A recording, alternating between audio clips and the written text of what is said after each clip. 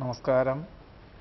പൂരാട നക്ഷത്രത്തിൽ ജനിച്ചവർക്ക് ഈ ജൂൺ മാസത്തിൽ നിരവധി കാര്യങ്ങൾ അനുകൂലമാക്കി തീർക്കുവാനുള്ള ആത്മവിശ്വാസം വർദ്ധിക്കുവാനും തന്മൂലം പുതിയ തൊഴിൽ മേഖലകളിലും അഥവാ കർമ്മ മേഖലകളിലും ഏർപ്പെടുവാനും ഏറ്റെടുക്കുവാനുമുള്ള സാഹചര്യം ഉണ്ടായിത്തീരും.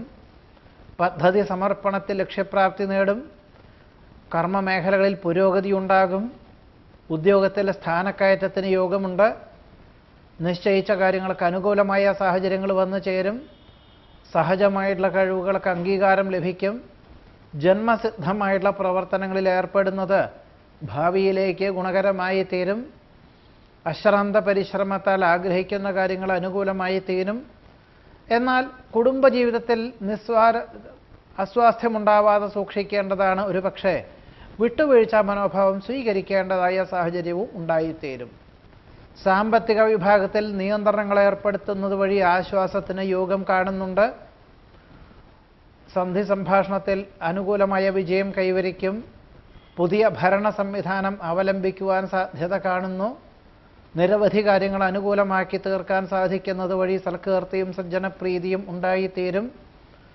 ഭയഭക്തി ബഹുമാനത്തോടു കൂടി ചെയ്യുന്ന കാര്യങ്ങൾക്ക് അനുകൂലമായ സാഹചര്യങ്ങൾ ഉണ്ടായിത്തീരുവാനിടയുണ്ട്. വർഷങ്ങൾക്ക് മുമ്പ് വാങ്ങിയ ഭൂമിയിൽ ഗൃഹനിർമ്മാണ പ്രവർത്തനങ്ങൾ തുടങ്ങുന്നതിൻ്റെ പ്രാരംഭതല ചർച്ചയിൽ പങ്കെടുക്കുവാനോ അല്ലെങ്കിൽ തുടക്കം കുറിക്കുവാനോ ഉള്ള സാഹചര്യം ഉണ്ടായിത്തീരും.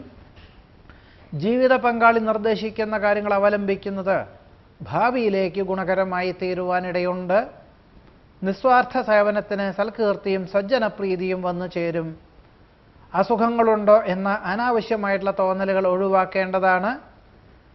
ഭൂരിപക്ഷ അഭിപ്രായം മാനിച്ച് ചെയ്യുന്ന കാര്യങ്ങളെല്ലാം ലക്ഷ്യപ്രാപ്തി നേടുവാനും ഈ ജൂൺ മാസത്തിൽ പൂരാട നക്ഷത്രക്കാർക്ക് യോഗം കാണുന്നുണ്ട്. നമസ്കാരം.